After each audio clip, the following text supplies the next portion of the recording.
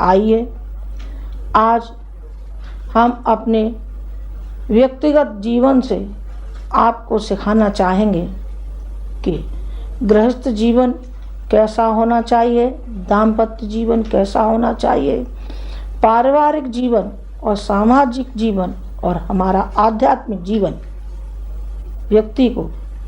व्यक्ति का कैसा होना चाहिए, व्यक्ति के लिए क्या करना चाहिए, क्या फर्ज और कर्तव्य कुटुंब के हैं और क्या फर्ज और कर्तव्य हमारे समाज के तय हैं, राष्ट्र के तय हैं।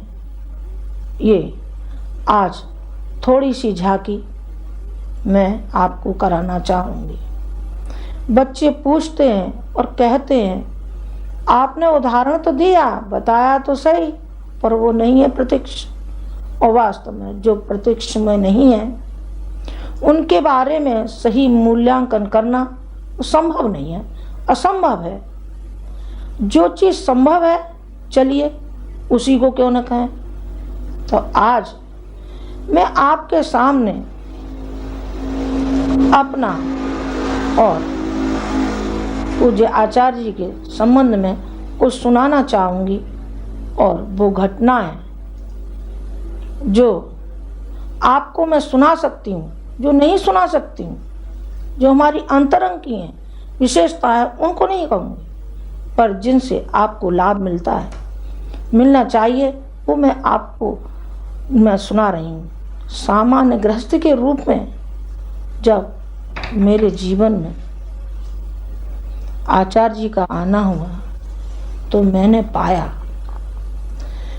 पाया, निकट से देखा, समझा और पढ़ा, और मैंने अंतरंग में झांक करके और मैंने दर्शन किया उस भगवान का जिसे पाने के लिए जीवात्मा तड़प रही थी और विचार कर रही थी आने से पूर्व कि कहीं ऐसी दुर्गति न हो जैसी आम महिलाओं की होती है। कोई उद्देश्य नहीं होता, कोई लक्ष्य नहीं होता गृहस्थ जीवन का और दाम्पत्य जीवन का, बिल्कुल निरुद्देश्य जीवन जिया जाता है। ने कहा ऐसे जीवन को धिक्कार है, कहीं जीवन जिया जाए तो ऐसा जिया जाना चाहिए। और जिस दिन मैं आई तो मैंने अपने को धन्य समझा उस भगवान को पा करके, और अपने को समर्पण करके मैंने सब कुछ पा लिया। वो उदारता पाई जो बिरले को मिलेगी, वो सहानुभूति पाई, वो प्रेम पाया जो उस प्रेम की गंगा में नहा करके, और मैं धन्य हो गई। आज जिस स्थिति में आप देख रहे हैं, माँ कहते हैं, कोई शारदामणि कहते हैं, कोई क्या कहता है, कोई क्या कहता है, मालूम नहीं, जैसी जिसकी श्रद्धा है उससे मुझे तोलते हैं। किनकी देन है मेरे भगवान की, और सहयोग मेरा भी है, और देन उन्हीं की है। उनके जीवन से पाया कि साक्षात भगवान के रूप में हम पत्थर को तो पूजते हैं, पत्थर की विशेषता के बारे में हमें कतई मालूम नहीं है, लेकिन एक इंसान के रूप में हमने भगवान को पाया है। इससे हम सीख रहे हैं, इससे हम ले रहे हैं, अनवरत लिया सारी जिंदगी लिया है। अब आई है, देने की बारी आई है। कहाँ तक हम उसके अनुदानों को चुका पाएंगे हमें नहीं मालूम, पर इतना जरूर है कि हम शक्तिवान, जितनी शक्ति है सही रूप में अर्धांगिनी होकर के।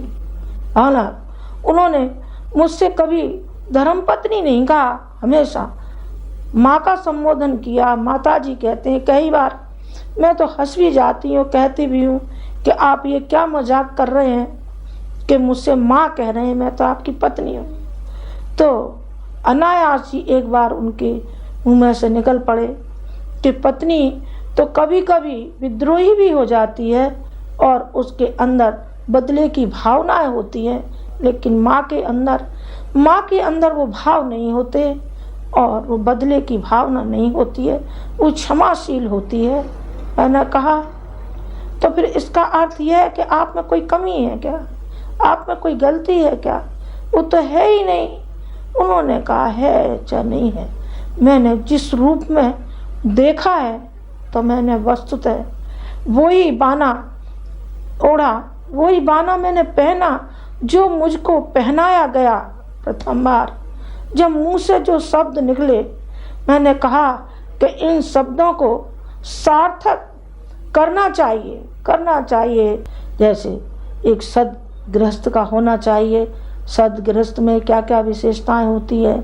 सद्गृहस्थ में होती हैं बच्चों का पालन पोषण और उनको सुसंस्कारवान बनाना, माँ के प्रति कर्तव्य, पत्नी के प्रति कर्तव्य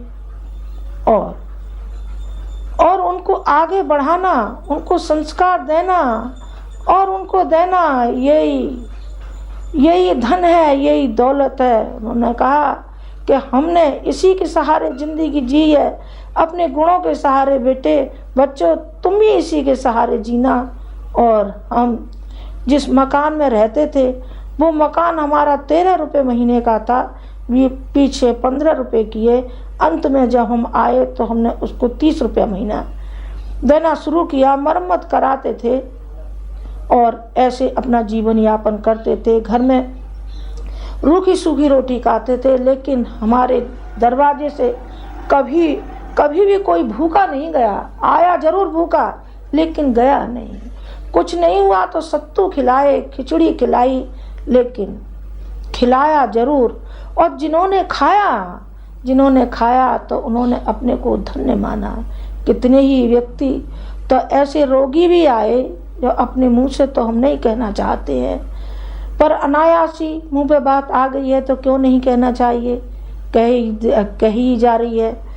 तो जो असाध्य रोगी थे और आचार्य जी ने कहा जाओ बेटे, तुम जाओ अपनी माँ के हाथ का खाना, जिनको के पचता नहीं था। अभी भी वो व्यक्ति जीवित है, लटूर चंद उसका नाम है, और वो असाध्य रोगी था। उसने जब भोजन किया तो वो 15 ही दिन में उतना स्वस्थ हो गया। क्या बात थी, क्यों हो गया? कोई जादू था क्या? जादू नहीं था, उसमें हमारी भावनाएं थी और वो हमारा भगवान था, वो हमारा देवता था जो हमारे घर आया था। हमने उसकी सेवा की मन से, आत्मा से, और वो खड़ा हो गया। कितने ही व्यक्ति हैं, एक क्यों वो कितने ही हैं जो हजारों की तादाद में हैं, जो परोक्ष रूप से उनको मिला। क्या मिला? अनुदान मिला। काय का अनुदान मिला? भावनाओं का मिला। हमें किसका मिला? हमें किसी दूसरे का मिला, हमें अपने गुरु का मिला है। जो मिला है वो बांटा है और वही बांटते आए हैं। हमारे YouTube चैनल शांति कुंज वीडियो गायत्री परिवार को सब्सक्राइब करें एवं बेल आइकन जरूर दबाएं ताकि गायत्री परिवार की विभिन्न गतिविधियों की जानकारी आपको मिलती रहे।